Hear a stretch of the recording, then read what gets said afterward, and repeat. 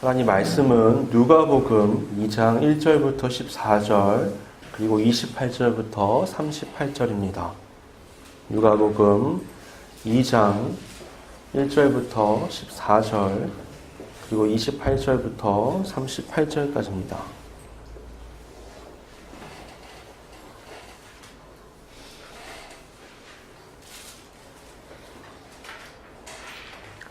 봉독하겠습니다. 그때 가이사 아구스토가 영을 내려 천하로 다 호적하라 하였으니 이 호적은 구네로가 구리와 총독이 되었을 때에 처음 한 것이라. 모든 사람이 호적하러 각각 고향으로 돌아가매 요셉도 다윗의 집 족속이므로 갈릴리 나사렛 동네에서 유대를 향하여 베들레헴이라 하는 다윗의 동네로 그 약혼한 마리아와 함께 호적하러 올라가니 마리아가 이미 잉태하였더라. 거기 있을 그때에 해산할 날이 차서 첫 아들을 낳아 강보로 싸서 구유에 누였으니 이는 여관에 있을 곳이 없음이러라.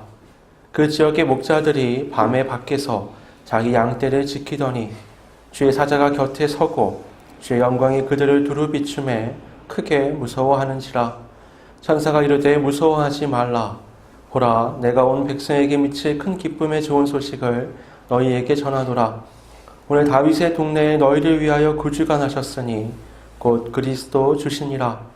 너희가 가서 강보에 쌓여 구유에 누여있는 아기를 보리니 이것이 너희에게 표적이니라 하더니 호련히 수많은 천군이 그 천사와 함께 하나님을 찬송하여 이르되 지극히 높은 곳에서는 하나님께 영광이요 땅에서는 하나님이 기뻐하신 사람들 중에 평안하다 하니라. 28절입니다. 시므온이 아기를 안고 하나님을 찬송하여 이르되 주제여 이제는 말씀하신 대로 종을 평안히 놓아주시는도다. 내 눈이 주의 구원을 보았사오니 이는 만민 앞에 예비하신 것이요 이방을 비추는 빛이요 주의 백성 이스라엘의 영광이니이다 하니 그의 부모가 그에 대한 말들을 놀랍게 여기더라. 시므온이 그들에게 축복하고 그의 어머니 마리아에게 말하여 이르되 보라, 이는 이스라엘 중 많은 사람을 패하거나 흥하게 하며 비방을 받는 표적이 되기 위하여 세움을 받았고 또 칼이 내 마음을 찌르듯 하리니 이는 여러 사람의 마음의 생각을 드러내려 함이니라 하더라. 또 아셀지파 바누엘의 딸 안나라 하는 선지자가 있어 나이가 매우 많았더라. 그가 결혼한 후 7해 동안 남편과 함께 살다가 과부가 되고 84세가 되었더라. 이 사람이 성전에 떠나지 아니하고 주야로 금식하며 기도함으로 섬기더니 마침 이때에 나와서 하나님께 감사하고 예루살렘의 속량을 바라는 모든 사람에게 그에 대하여 말하니라. 아멘. 제가 예전에 섬겼던 교회 그 1층 로비에는 이제 이맘때가 되면 이 큰 유리관에 있는 모형물을 꺼내 놓습니다. 거기에는 이제 말 구유에 누이신 예수님을 비롯해서 그 옆에는 요셉과 마리아, 또 당나귀, 목자들, 양들까지 거기 꽤 근사하게 놓여져 있습니다. 그 전시물은 교회 입구에 있기 때문에 교회에 들어오는 사람들은 무조건 그거를 볼 수밖에 없습니다. 한 달 내내 이제 그걸 보게 되는 거죠. 이런 류의 전시물은요, 효과가 분명합니다. 우리가 글로 읽고 말로만 전해 듣던 이야기를 이런 시각적인 것으로 모형으로 보게 되면 이해가 굉장히 쉽죠. 그런데 부작용도 있습니다. 여러분, 유명한 소설들을 보시면요, 엄청나게 많이 팔린 책들을 영화로 만들거나 드라마로 만드는 일들이 종종 있죠. 이게 엄청나게 유명한 책들이기 때문에 흥행이 어느 정도 보장되는 것 같습니다. 근데 막상 뚜껑을 열어보면 흥행이 좀 저조한 작품들을 우리가 많이 만나게 되죠. 그 이유는 글로 전달하는 것을 시각적인 것으로 바꾸어 전달하는데 어려움이 있기 때문입니다. 소설에서는 주인공이 창밖을 바라보며 어떤 생각에 잠겨 있는지, 그 눈빛이 왜 그런 눈빛인지 자세하게 설명할 수 있죠. 영화에서는 그냥 주인공이 쳐다보는 눈빛 말고는 전달할 수 있는 게 없는 겁니다. 앞서 말씀드린 이 교회 로비에 있는 이 모형물도 마찬가지입니다. 어린 아이들이나 초신자들처럼 그 성경에 있는 내용들을 이해하기가 어려운 사람들에게는 큰 도움이 되지만 이미 신앙적으로 성숙한 이들에게는 오히려 성경 안에 있는 그 의미들을 방해하는데, 이해하는데 방해가 되는 요소가 될 수도 있는 겁니다. 누가복음 2장을 보면요, 구유라는 단어가 3번 등장합니다. 많이 언급된다는 건 그만큼 중요하다고 우리가 생각할 수 있죠. 그런데요, 구유가 여러 번 나오고 중요하긴 하지만 구유 자체가 중요한 건 아닙니다. 여러분, 무언가를 이렇게 가리킬 때는요, 손가락을 이렇게 향하게 되죠. 근데 이때 가리키는 그 대상을 봐야지 손가락만 보고 있다가는 아무것도 알 수 없게 됩니다. 마찬가지로 구유가 중요한 게 아니라 그 구유가 가리키는 것이 중요합니다. 구유가 의미를 갖는 건 그 구유 안에 예수 그리스도께서 계셨기 때문입니다. 구유는 그 안에 담긴 이 아기가 하나님께서 이 땅에 보내주신 구주라는 것을 나타내는 표적입니다. 이 표적을 보기 위해 오늘 성경을 보면 그 지역의 목자들이 찾아왔다고 말씀합니다.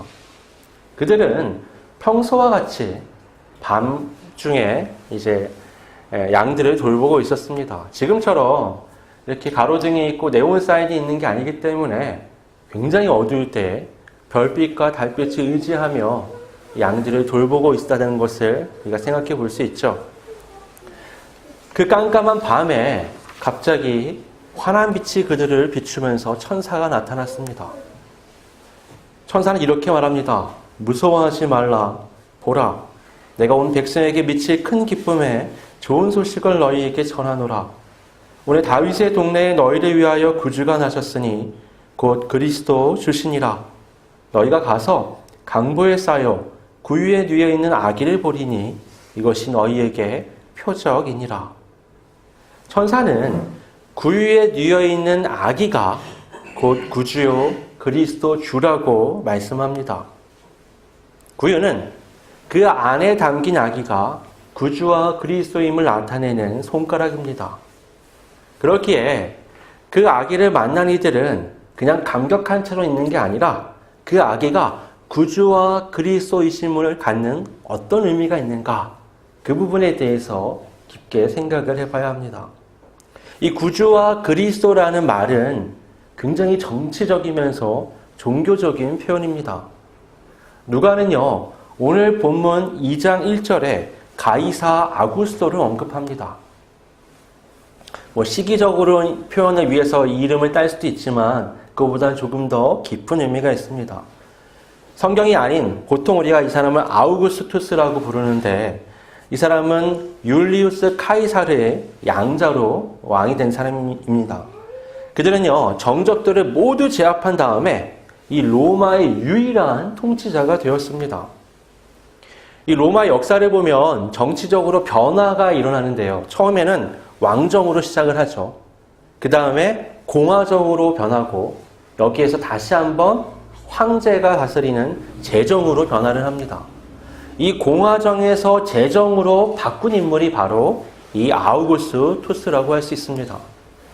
그는요, 유일한 정점에 선 인물이 된 다음에 황제가 된 후에 자신이 온 세상에 정의와 평화를 안겨주었다, 이렇게 선언을 합니다.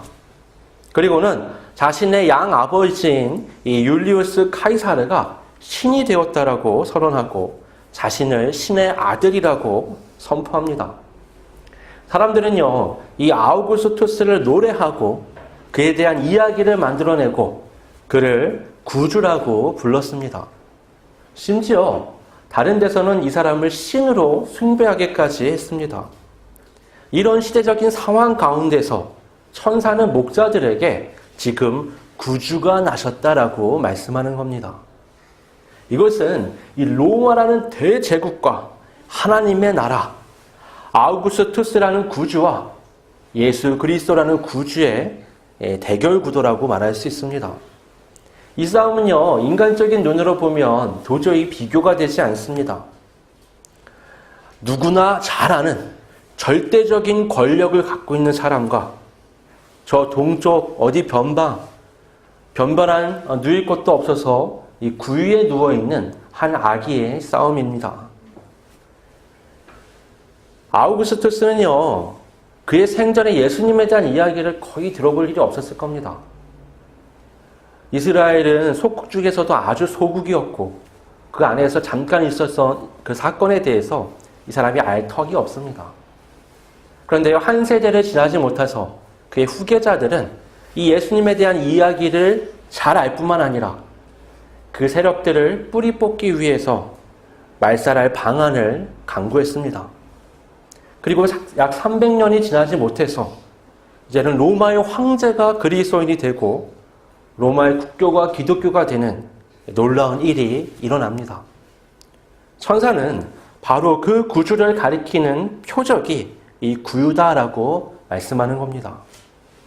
천사가 이 말을 한 다음에 이어서 천군과 천사들이 나타나서 지극히 높은 곳에서는 하나님께 영광이요, 땅에서는 하나님이 기뻐하신 사람들 중에 평화로다라고 찬송을 부릅니다. 목자들은요, 서둘러 베들레헴으로 갔습니다. 그리고는 그날 태어난 아기를 수소문해서 예수님을 직접 만나게 되죠. 그리고는 마리아와 거기 있는 사람들에게 자신들이 경험한 것을 알려줍니다.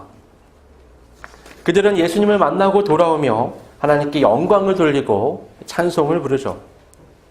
이 목자들이 표적을 보고 예수님이 구주이신 것을 알았다면 이후에 등장하는 이 시므온과 안나는 영적인 안목을 가지고 예수님을 구주로 알아봤습니다. 정결 예식을 지키기 위해서 요셉과 마리아가 아기 예수를 안고 예루살렘을 향했습니다. 이제 성경에서는 근거가 조금 부족하지만 이 남자 아기를 낳으면 이 성전에 와서 하나님 앞에 제사를 드리는 예식이 있었던 걸로 보입니다. 보통의 정결 예식은 여자들이 출산 후에 40일이 지나면 성전에 와서 갖는 의식이었습니다. 어찌되었든 이렇게 정결 예식을 위해서 성전에 왔을 때 시므온을 만나게 됩니다. 오늘 성경을 보면 시므온이 성령의 감동에 이끌려서 성전에 들어갔다가 아기 예수를 만났다고 말씀합니다. 25절을 보면 그는 의롭고 경건한 사람으로 이스라엘의 위로를 기다리는 자라고 말씀합니다. 여기서 위로라는 건 이스라엘의 구원과 회복을 의미합니다.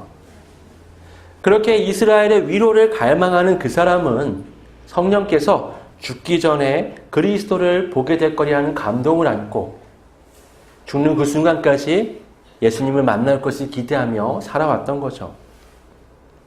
그렇게 성령의 인도하심으로 예수님을 품에 안은 그는 이렇게 고백합니다.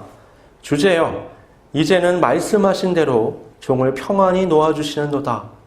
내 눈이 주의 구원을 보았사오니 이는 만민 앞에 예비하신 것이요 이방을 비추는 빛이요 주의 백성 이스라엘의 영광이니이다. 이 천군과 천사들의 찬송처럼 또 목자들의 이 감동의 고백과 찬양처럼 시므온 역시 감격의 고백과 찬송을 하나님께 드렸습니다. 그는 이 구주 탄생의 의미를 정확하게 꿰뚫어 보고 있었습니다. 그는 이 구원이 이스라엘에 국한된 것이 아니라 만민을 위해서 준비된 것임을 알고 있었습니다. 그렇게 그의 눈에 비추인 예수는 이방을 비추는 빛이요 또 주의 백성 이스라엘의 영광으로 보였던 겁니다. 그곳에는요, 시므온 외에 또 84세가 된 여선지자 안나가 있었습니다. 그녀는 일찍 남편을 잃은 후에 성전에서 늘 기도하는 데 힘을 썼죠. 38절에 보면 이때에 나와서 하나님께 감사하고 예루살렘의 속량을 바라는 모든 사람에게 그에 대하여 말하니라고 말씀합니다. 안나는요, 예루살렘의 속량을 바라는 사람들과 교제하면서 계속해서 기도하던 사람이었습니다. 아기 예수를 만난 그녀는 그가 교제하고 있는 사람들에게 가서 이 기쁨의 소식을 알렸습니다. 그런데 이렇게 기쁘고 놀라운 찬양과 감격의 고백이 나오는 이 모든 말씀들 가운데 어울리지 않는 문장이 눈에 띕니다. 34절, 35절에 보면 예수님을 품에 안은 시므온이 마리아와 그 일행을 축복한 다음에 마리아에게 이렇게 말합니다. 보라, 이는 이스라엘 중 많은 사람을 패하거나 흥하게 하며 비방을 받는 표적이 되기 위하여 세움을 받았고 또 칼이 내 마음을 찌르듯 하리니 이는 여러 사람의 마음의 생각을 드러내려 함이니라. 시므온은요, 하나님께서 이스라엘을 위로해 주시기를 기다리고 있었습니다. 안나는 이스라엘의 구속을 기다리는 사람들과 함께 기도하고 있었습니다. 둘 다 이스라엘의 그 길고도 긴 고난의 상황에서 희망을 꿈꾸는 사람들이었습니다. 그들의 바람처럼 하나님께서 그리스도를 보내주셨고 그들은 직접 그를 목격할 수 있었습니다. 그런데 지금 시므온은 구원자인 예수님의 반대 세력들과 마리아의 마음까지 찌르는 그 날카로운 칼에 대해서 말하고 있습니다. 이것이 우리가 제대로 봐야 할 구주 탄생의 풍경이라고 말할 수 있습니다. 구주의 탄생은 분명히 기쁨의 소식입니다. 예수님은요, 누구도 모르게 이 땅에 오셨지만 그것은 마치 끓는 냄비를 그냥 덮어놓을 수 없는 것처럼 티가 날 수밖에 없는 겁니다. 밤중 들판에 있는 목자들에게라도 알려줘야만 되는 것이고 천군과 천사가 노래할 수밖에 없고 이스라엘의 위로와 속량을 기다리던 사람들이 한눈에 알아볼 수밖에 없는 그런 역사였습니다. 그러나 그 구원의 길에는 반대자들로 인한 고통과 어머니 마리아의 심장을 꿰뚫는 칼날이 기다리고 있습니다. 구원하시기에 오신 예수님은 자신이 구원할 대상들에게 의해 오히려 십자가에 못 박혀 죽으실 겁니다. 그 모든 광경을 마리아는 가슴을 움켜쥐고 바라보게 될 것입니다.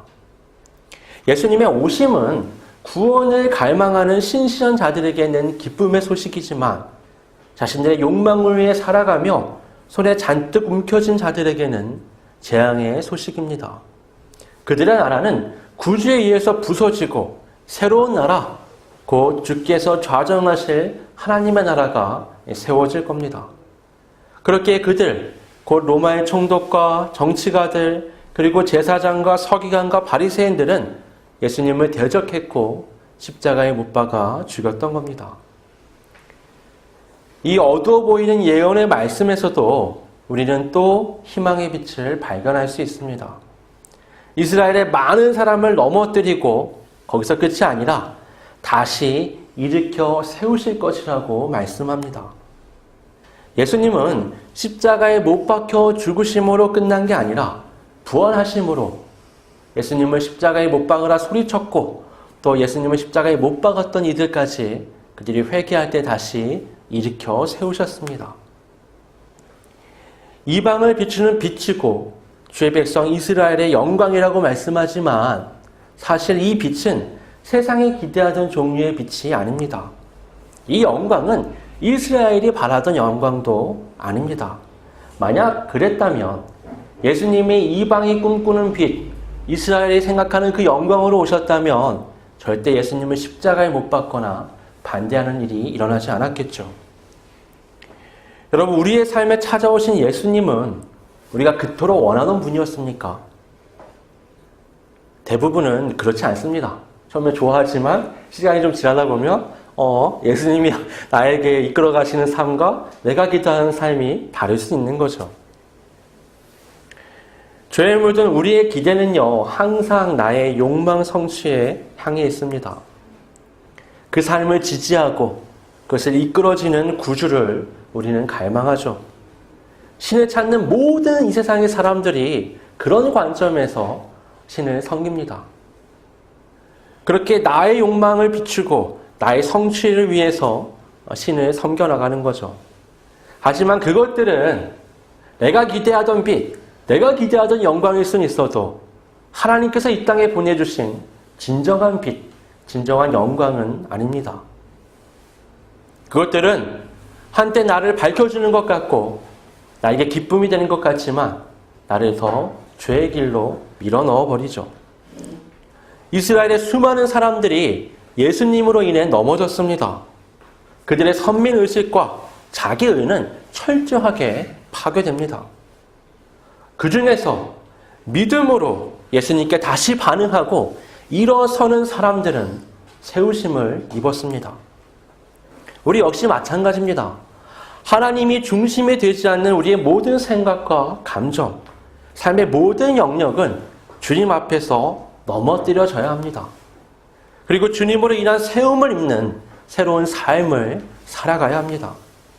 그때에 비로소 주님의 빛은 나의 빛이 될 수 있습니다. 주님의 영광이 나의 영광이 될 수 있는 겁니다. 성탄의 기쁨이 넘치는 오늘 우리의 헛된 생각과 마음을 넘어뜨려 버리고 주의 말씀으로 쓰러뜨린 후에 다시 주의 말씀으로 단단하게 일어서는 우리 모두가 될 수 있기를 주님의 이름으로 축원합니다. 이렇게 기도하겠습니다. 사랑과 은혜가 풍성하신 아버지 하나님, 구주의 탄생을 알리는 놀라운 기쁨과 감격의 고백들, 찬송이 넘쳐나는 이 누가복음 2장에서도 우리는 결코 그것이 만민을 향하지만 아무에게나 적용되지 않는다는 것을 확인했습니다. 그 구주의 오심 앞에서 나의 생각, 나의 마음, 나의 욕망, 나의 나라를 무너뜨리고 주의 세우심을 입는 그 사람들에게만 그 빛은 나의 빛, 그 영광은 나의 영광이 될 수 있음을 확인했습니다.